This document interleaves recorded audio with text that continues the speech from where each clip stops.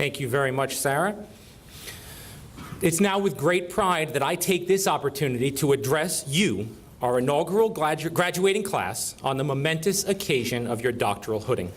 It feels like just a short time ago that we gathered to celebrate the beginning of this journey, and now we gather together to celebrate the beginning of your next journey forward into the profession of pharmacy.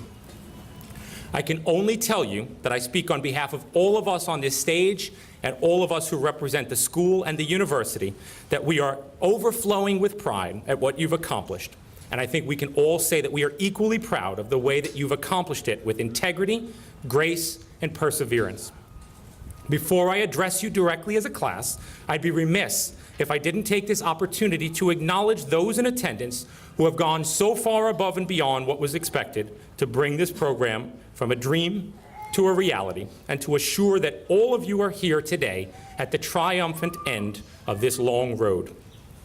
First, I would like to acknowledge our president, Sheldon Drucker, our university provost and vice president for academic affairs, Christopher Capuano, both seated to my right, your left, and Becton College Dean Jeffrey Weinman, seated in the front row, for all that you have done in making this program a reality and a success.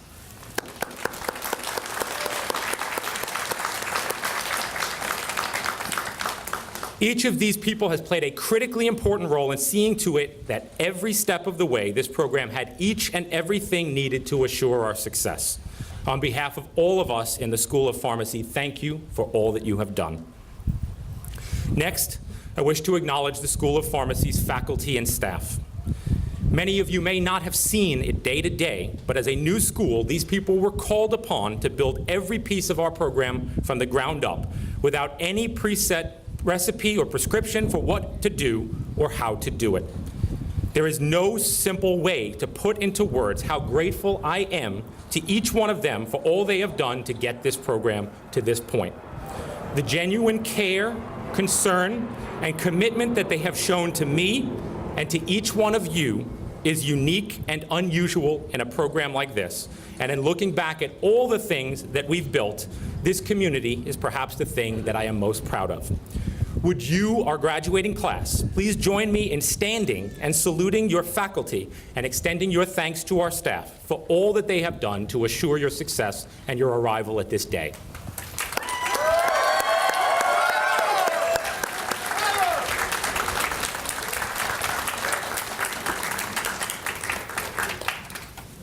Please be seated. Don't worry, we'll get you up again.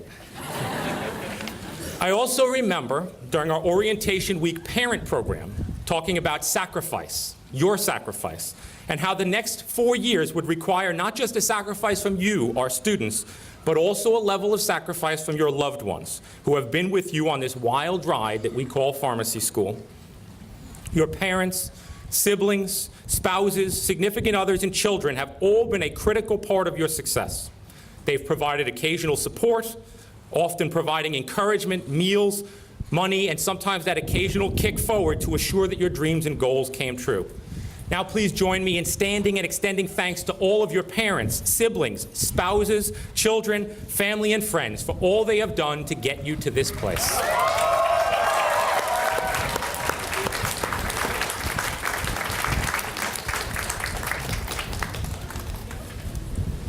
Please be seated again. So now a few words of encouragement to you, our inaugural class. I actually went back this past week and read my comments from our inaugural white coat ceremony. And at that time, I talked about how you were looking down the road at an exciting, daunting, challenging, and sometimes scary path of twists and turns. I spoke about how for each of you there would be great highs and victories, trials and tribulations, struggles and dead ends, and a host of obstacles along the way. I told you about how there would be times when you were convinced that you've hit your own academic dead end. And I told you that you would persevere and reach your own finish line. I don't want to call myself a prophet, but I'm pretty sure that for all of you, this was a certain truth and represented a great deal of what you've spoken about, talked about, and lived on a day-to-day over the past 4 years as a mixture of a fulfilling, overwhelming, daunting, and rewarding journey to the finish line today. I now want to take the opportunity to give you some advice as I've looked at you over the past 4 years and seen how you've grown and developed individually and as a class for the next leg of your journey as you depart from here and go out into the bright horizon of your future. First, don't lose your adventurous spirit. Each one of you, whether you acknowledge it or not, is remarkably adventurous, or you wouldn't be sitting here today. You saw something in each one of us and in this program when we had little more to offer than pictures, drawings, and a dream. Instead of being frustrated by what did not yet exist, you looked to build it with us. You became our pioneers, and you took great pride in every first, not running from what was not yet real or established, but making sure that you were a part of creating it. Don't be afraid to take that same spirit of creating, developing, and stepping out in a leap of faith throughout your life. Pharmacy, healthcare, and the world in general are changing so quickly that the saying, "Fortune favors the brave," will become a greater truth with each passing moment. Continue to take risks and have fun taking them. Second, don't lose your passion, your drive, and your love for what you do. One of the things we've all gotten to know and love about you is the passion and the enthusiasm that you bring with each thing that you do. We've seen it in every aspect of your time here, from the classroom to your practice experiences to our co-curricular and extracurricular activities. We've even seen it a time or two at some of those fabulous petitions that you delivered to my door. One of them actually got you this tent today, so you're welcome. My advice to you is this: when whatever you're doing stops being fun and stops getting you excited, it's time to move on. Now, parents and others, don't get too excited about this. I'm not telling them to come home, quit their job, and come back to live with you. And I will tell you for sure that not every day is a rosy step on the journey towards the finish line. My coworkers here will probably attest that not every day within building the School of Pharmacy has been a day we want to remember and come back for more of. But you'll only be successful by the things you're engaged in, motivated by, and moved to be a part of. Don't go through the motions, because life is too short, your career is too short, and each moment is too precious to feel like you're unfulfilled or unable to find a reason to get up and go each morning. A pharmacy degree, perhaps more than any other, is a wonderfully portable and versatile credential. Pharmacists are everywhere, and their usefulness and value is continuing to be known and seen in places further and wider than ever before. Take advantage of this fact and find a path and a place that keeps you driven, feeling fulfilled, and feeling like you can take great pride in what you do. This doesn't mean that every day will be fantastic or that the road might not be bumpy, but at the end of the day, you should feel like you've made a difference, that you've had some fun, learned something new, and laughed a little bit along the way. And finally, find your purpose and be perfectly okay when you find out that your purpose may not be linked to pharmacy at all, or may not be linked to your overall job satisfaction or the career trajectory you had in life. I'll give you a little bit of an anecdote that sometimes still makes me a little bit horrified when I tell you it. I just had finished the 150th and final page of my doctoral thesis and had the only complete, collated, paginated copy and much of the backup material saved on my laptop and in my bag. I put my laptop in its bag in the trunk the night before I was driving to the bookbinder to have the thesis printed and bound, and the next morning, to my surprise, the trunk was empty.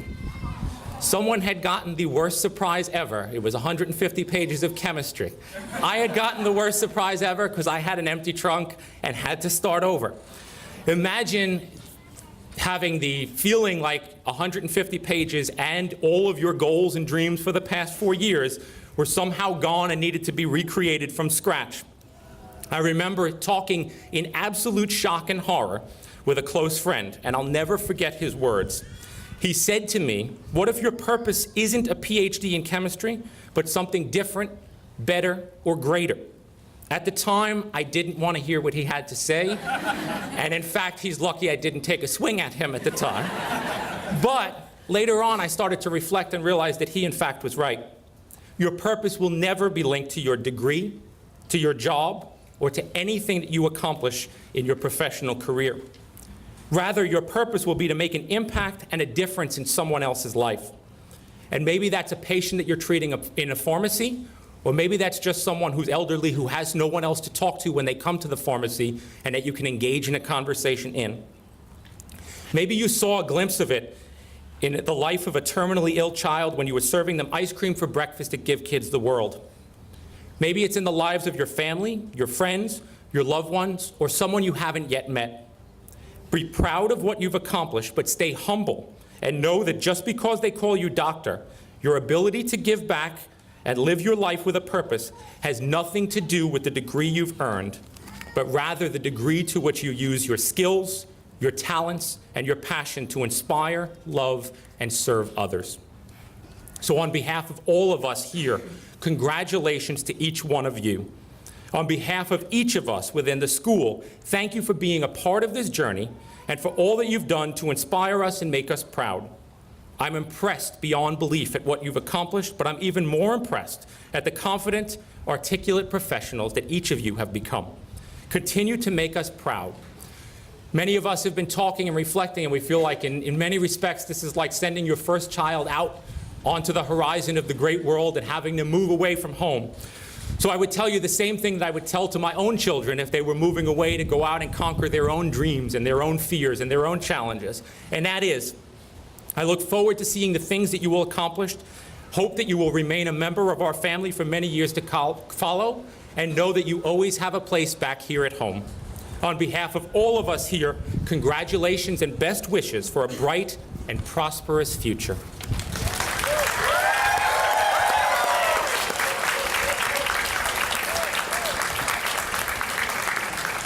And now, to begin the hooding, I would like to invite Dr. Chadwin Sandifer, the Dean for Student Affairs and of Programmatic Effectiveness. He will lead in the presentation of doctoral hoods to the class of 2016.